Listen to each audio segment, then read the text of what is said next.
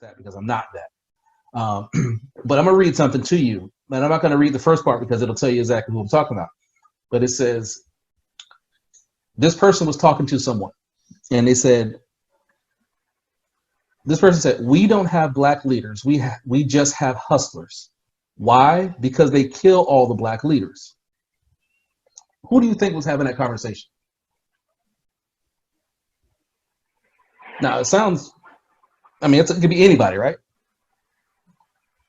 But what color do you think they would be? No, black. Black, right? Black. Yeah. So this is and I can't verify it because no one can verify it because, you know, this person talks about water, then he talks about Jesus, then he talks about president, you know. So if you don't know who I'm talking about President, you know who, President Yeezy, whatever his name is now. But he says, one time I talked to Jared Kushner, who was saying, we don't have black leaders. We just have hustlers. Why? Because they killed all black leaders. That's a discussion he had at the White House. So if it's true or not, but you know, who knows? But if white people are saying this and they know it's true and they hold positions in power, what do you think they're going to continue to do? They're going to continue to control that narrative, control any of our leaders to make them seem like they're not anybody. Because if you discredit them, you can't have unity in our communities. Everyone needs a leader at some point. You need somebody to lead something at some point, whether it be lead your house, lead your church, lead your schools. You need those things. If we look in our community right now, who do we look for role models? It's always entertainment. Think about it. If something goes wrong in the black community, the first thing you want to do is talk to a celebrity or basketball player, football player, as if they're the word, at least they speak for us. What about the guy who works, you know, or has his own business on the side of the street? I want to talk to that guy because he's talking to everybody. You know, he sees what's going on in the actual community. And I'm not dissing anything about celebrities, but they don't speak for everybody because they're only like maybe 0.5% of the representation of us, because most of us don't go pro. You know, I'm like this. How many of us play football on this podcast right now? We've all played football, right? Yeah. How many of us went pro? Now, we wanted to go pro. Well, not me. I didn't want to go pro. But we wanted to go pro. But in the mindset that we didn't go pro, we know that now we have other things to do, right? So if a celebrity talks about our issues, it's great because they get the views, they get the connects. That's great because it gives them time to be out on the field and get that representation. The problem is this: when we don't back them, it fizzles. But there has to be other leaders out there who can take their place when those to that handoff. Like, hey, I open up the door for you. Let me hand off somebody who's actually an activist or someone who's actually out there, boots to ground, and they can handle this situation while I'm going to play some basketball. I'm gonna keep, you know, funding certain things and doing things like that, but I'm not gonna be the spokesperson because I don't have that. That's not my job at this moment until I, you know, because I have other things to focus on. Which is why when they say shut up and dribble, you know, or stick to comedy or any of those kind of things they want to say to make sure that you stay in your lane. But yet, currently our president is not political, right? And everyone thinks that's a great thing, right? So that asks the question this: if not being political is a great thing, should Kanye West, the husband of Kim Kardashian, Kim K, be a presidential candidate? Do you feel it's worth the energy to even entertain it?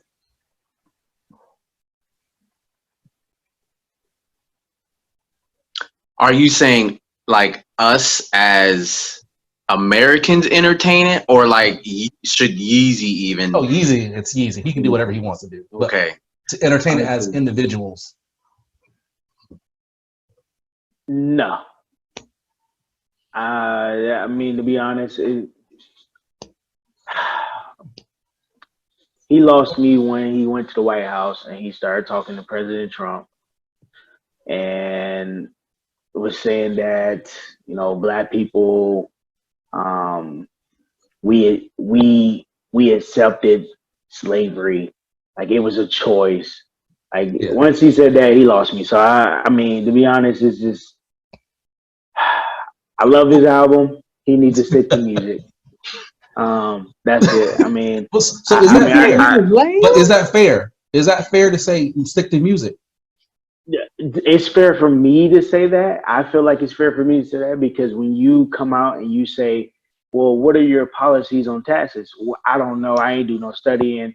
I got to go and get the best. So when you go and you say that, then he said that. Yeah. He said that. So let me read something else that he said so you understand this. So I want you to understand this is his campaign stuff. Okay, I'm reading this from him, from his interview. Okay.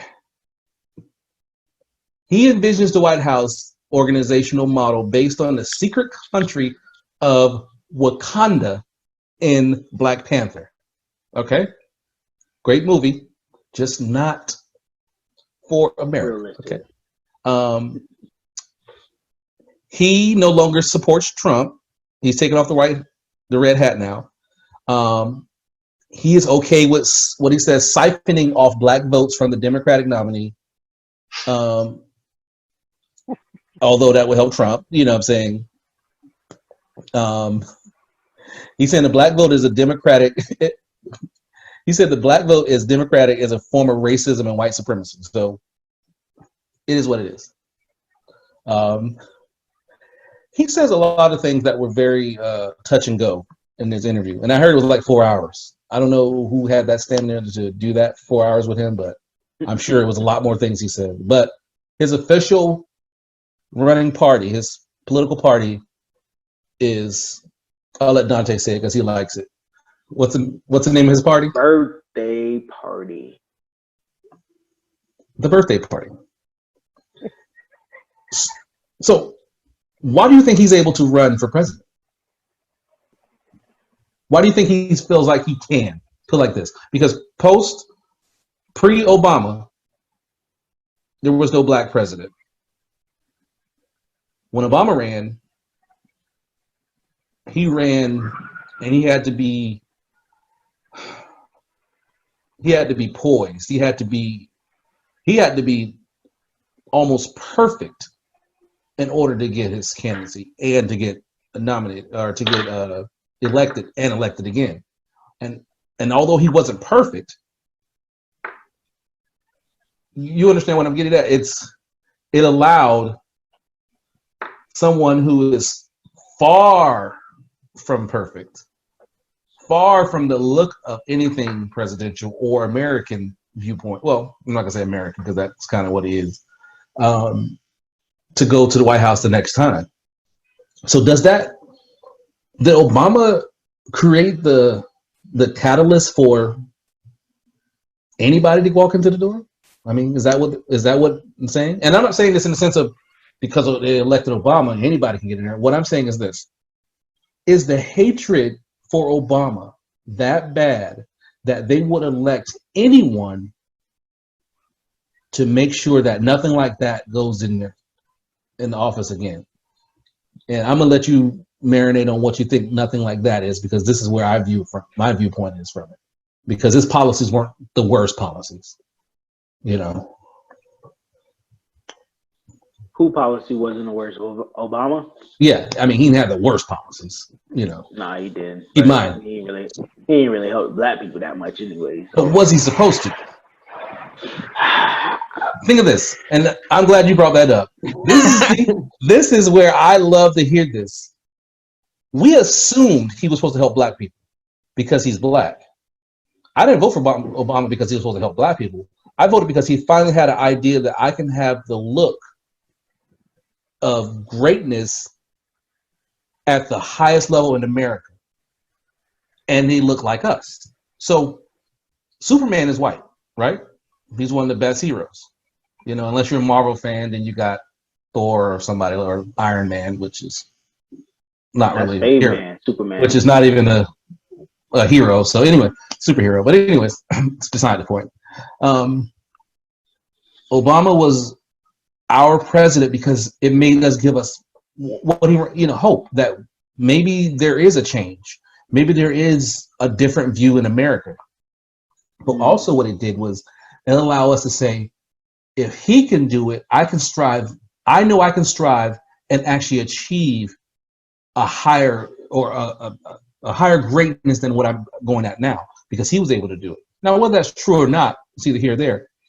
But had he focused more on black people, what do you think would have happened to him? What do you think they would have did the first days, or his first 100 days, if he would have focused on trying to help black community? Think about that. A black president focused on helping black people. But I'm not saying that he needed to like go out of his way and make all of these policies and changes for black people. But I'm saying that I feel like with him receiving majority black votes and black people going out to vote for him, I voted for him because he's black. And so with that being the case, I feel like there's like it's almost like all right, for instance, you a basketball player like LeBron. Your girl's been with you the whole time. You make it to the league. You don't just be like, hey, you know what? I appreciate everything you did, but I'm going that way because there's another girl over there that looks better than you. Nah, she been with you. She been riding with you. So of course you're gonna take care of her. And that's how I felt. I felt like it could have been more, but at the same time, I do understand the House of Representatives and stuff like that, and I know they're pushing back. That's a great analogy. Thank you. Yeah, that was good. That was a great analogy, but I'm gonna tell you where it's flawed. When Obama got elected, what was the black agenda? I don't even know. There you go. Did we go to them like the Jewish people, like the Hispanics, like the white people, or just regular white people, like the Asians, like the Indians? Did we go to them and say, this is what we need done if you want us to vote for you? I don't know nobody that did that. You know why we didn't do that? Because we have been playing this system to voting Democrat because they have been giving us peanuts. And we've been accepting them because it was better than what we had before. This year, they're saying vote for Biden because he's better than Trump. But if we look at the history of both of them, I would vote Trump if I'm going to vote for those two, out of those two, over Biden, because Biden did some bad things for the black community. You know what I'm saying? Yeah. Some bad things for the black community. I'm not voting for Trump, and I'm not voting for Biden. Joe Jorgensen, that's my plug. You vote for Yeezy? Libertarian. Why not? But I'm not going to make this political. What I'm saying is this. Kanye West comes in with his birthday party. And he's doing that because he recognized himself in Trump. It opened the door to say, if he can do it, I'm just as selfish as he is. I can do it. You know what I'm saying? Yeah. I think it opened it up for non-politicians. And I have no issue with that. I have no issue with that because everyone doesn't have to be a politician to be there because politicians lie. But he doesn't know the system at all. So he will be in there just like, okay, we're going to go to war with blah, blah, blah. And he's like, no, we're not going to go to war. Oh, we are going to go to war. And then that's it. What can he do? You get what I'm saying? He doesn't have any power because he doesn't have enough knowledge of that system. It wasn't built for that. The reason why Obama was good at what he was doing because he studied law. He was a lawyer. Yeah. You know what I'm saying? So he knew the ins and outs. He didn't need a team of people to tell him how to do things. He had the information. He had a team, but he knew how to pick the right team because guess what? He knew the knowledge. He knew everything he wanted. The only reason he chose Biden was for the foreign stuff that he probably didn't know too much about and left it alone. But so when we're talking about leaderships that look like us and how you were talking about Fade with absent fathers and stuff like that, Biden definitely didn't help that situation because he created laws or that created more more absentee fathers, more absent fathers because he had them convicted, you know? So crime is not our thing. As much as we're accused of all the crimes, we're only doing crimes because we're trying to survive. So that's pretty much what it is. We already know that we can survive on almost anything. America doesn't want us to do that because that gives us too much power. Because if it gives us too much power, they know that we may realize where we are and how much power we have over them. Not that we're going to try to do that because I believe God made us very compassionate and very loving and very forgiving because we have been through a lot and we continue to prosper and continue to be resilient. But what I don't want is us to continue to, what Jarrell was saying, continue to not acknowledge our Black leaders or our Black people who are doing great things in our community because we're so focused on what the white man is not doing. Because I'm never going to ask the white man for equality. I'm just going to take it. I can't ask him for something that he doesn't want to give me.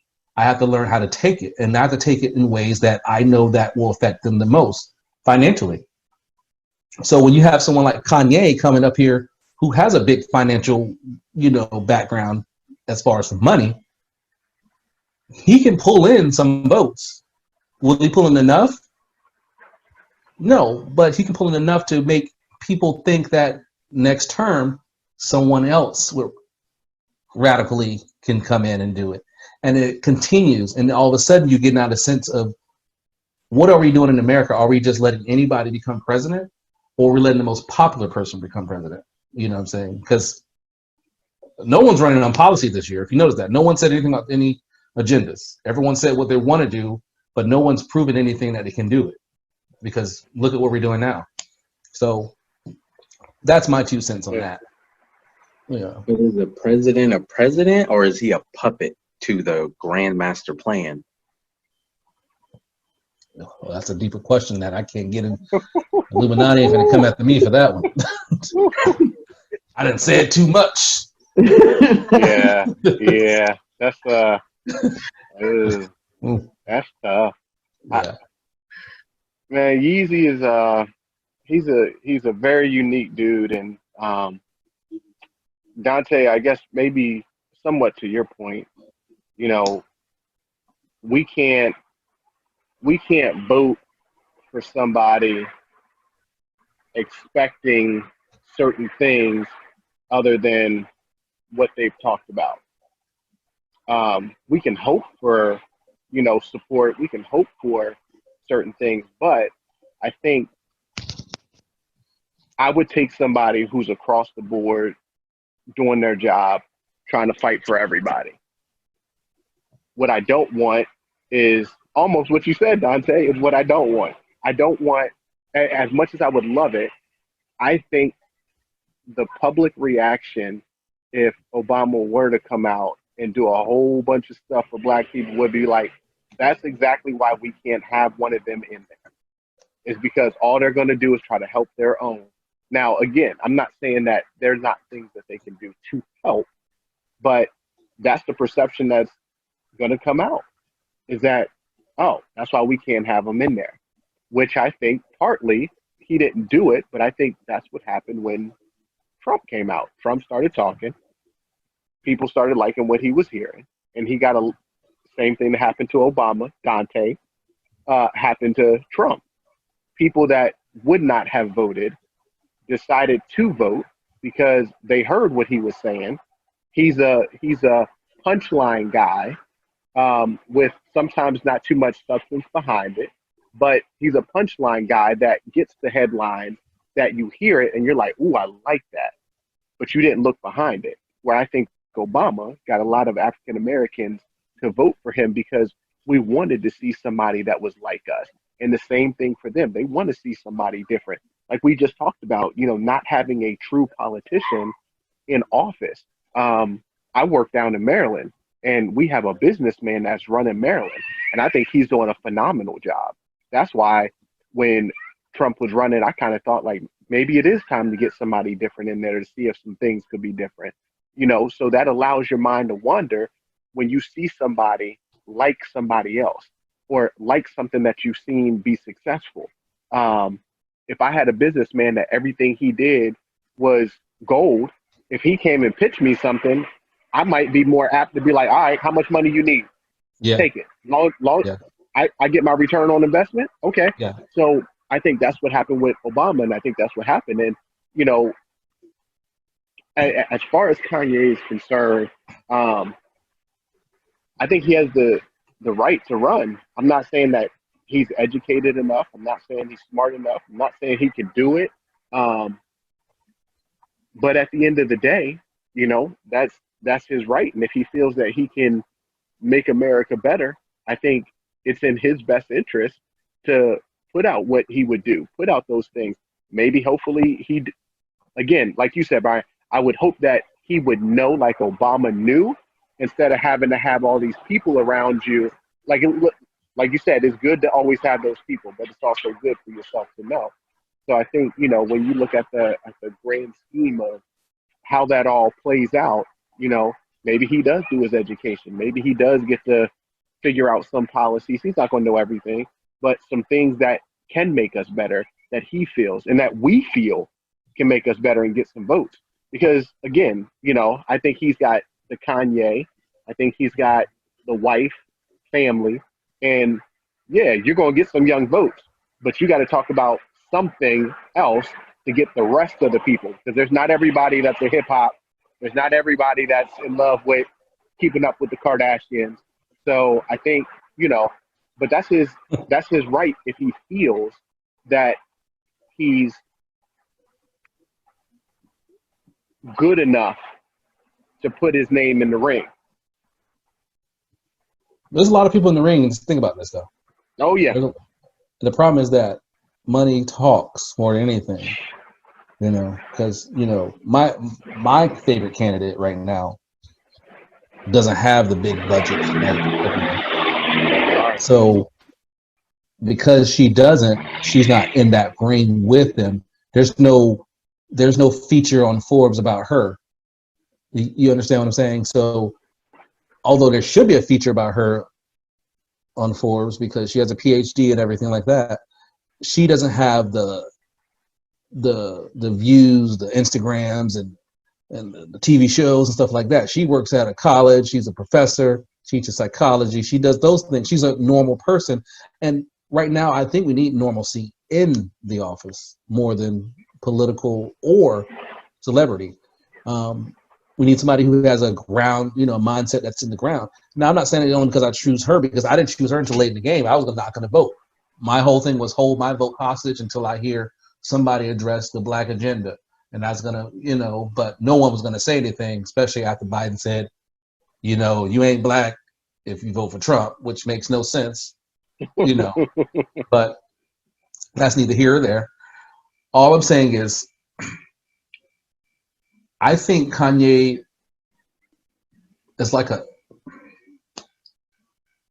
distractor of what really needs to be done. Because if we focus in on what he's, put like this, if you did a 4-hour interview with this guy, I don't know. Why would you? I mean, but then again, it's Kanye, so it's a celebrity. But would you do a 4-hour interview with Joe Biden? Would you do a 4-hour interview with Donald Trump? Would you do a 4-hour interview with Joe Jorgensen? Would you do that? You probably wouldn't. You probably do an hour and call it a day. I did an hour with the presidential candidate and I walk out the door. But because it's Kanye, he's going to say 1,000 different things all over the place. You're going to find that you got 6 hours worth of material that you got to condense to maybe 30 minutes worth of topic. So it's good for business to talk about Kanye, but it's not good for America to have Kanye implemented in this especially this year's presidency. It's just not. Well, did you guys hear about the TMZ story a couple days after he announced? TMZ. Oh gosh. Okay. I mean, I know it's TMZ, but they were saying it was being reported that the family and everybody's worried about Kanye. Oh, that he had a bipolar episode. If they're worried about now that he's bipolar, then either they're, once again, I don't, and because Angela loves keeping up with the Kardashians and everything Kardashian, I'm gonna hold my judgment, but they are media specialists. They know how to make money in the media. So it's easy to say this after when you already know he was doing a 4-hour interview. You get what I'm saying? It's not like Kanye didn't say, hey babe, I'm gonna be gone for 4 hours. You know what I'm saying? I'm gonna talk to Forbes, and then it comes out days later. Because I'm no sure he didn't write this in the same day. So you get what I'm saying? So they can spin it however they want. TMZ, come on now. Yeah. Well, I just wish, not knowing all the things that he had said, I just wish whoever, I'm sure he spoke to someone before he was going to announce that. So I wish someone, or maybe he had someone trusted that could offer him more feedback. Like, it doesn't seem like he took it serious. Well, what I'm gonna do, I'm gonna make sure I put the links in the video, so not only you can see exactly what I get to read and the picture and the spread out of it. Because if you see the spread, then you understand what I mean by it's a marketing situation. It's like an album cover. The picture is like an album cover. And just tell me how you feel about that. Because it's now like, I take presidency and anything political very important because it affects me, my family, and my future family, and everything else. So I can't take it as an entertainment thing. I love entertainment, love it, but I'm not going to put, the WWE wrestler in the president office, unless he has the chops to keep it up, do it. So, I mean, we already had an actor as a president, Ronald Reagan. We know how that went down, Reaganomics, but we're not going to talk about that. Some people love it. Racist. But, I can't even go on about, that's enough about Yeezy. It's funny when you guys were talking about money, moving things and moving the needle. The first thing that came to mind was Washington and that whole situation, and the name being changed after who it was, Nike and who was the other company? Threatening to pull out, and we got a situation now. Money talk. How that works. Our next episode, we'll talk about this new change in black, black bandwagoning. Gosh, let me say that. Black bandwagoning. I want to talk about that on our next episode. Can we do it tomorrow? Can you elaborate kind of what your?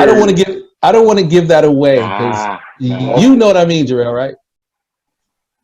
Yeah, I'm the same way. I'm like, what you talking about? And that's good that you two don't know. That's good because that means that me and Jarrell's on that same page of what is gonna. And when I say it, you'll immediately click at what I'm talking about, and you will see exactly what I. I'm not gonna say any more about it. Nope. Tease it. Don't give it. Tease it. Don't give it. But we're gonna end this episode. I want to thank all our viewers. We're trying to bring, I guess, candid conversations about everyday life, and it's not always going to be about Black community. Just 2020 has been strange, and that's the topic right now. but we are all family men, not necessarily fathers, but we're family men, and we want to see what's best for our communities. And because our community just happens to be Black, we're going to talk about some of those issues and some of those great things that go on. And also, so this Grown Men Too is not about the men part of it. It's about addressing things that may get swept under the rug for men, such as mental health and, you know, family, being a father or becoming a father, babe, marriage and stuff like that, you know. So soon we'll transition away from just talking about Black issues and COVID and police brutality and stuff like that. Hopefully the rest of the year we'll start to see a different view. But first, before we do that, our next episode will definitely be about Black bandwagoning. And then I'm going to tell the story of the Candace Owens issues that I faced and that I almost fell into.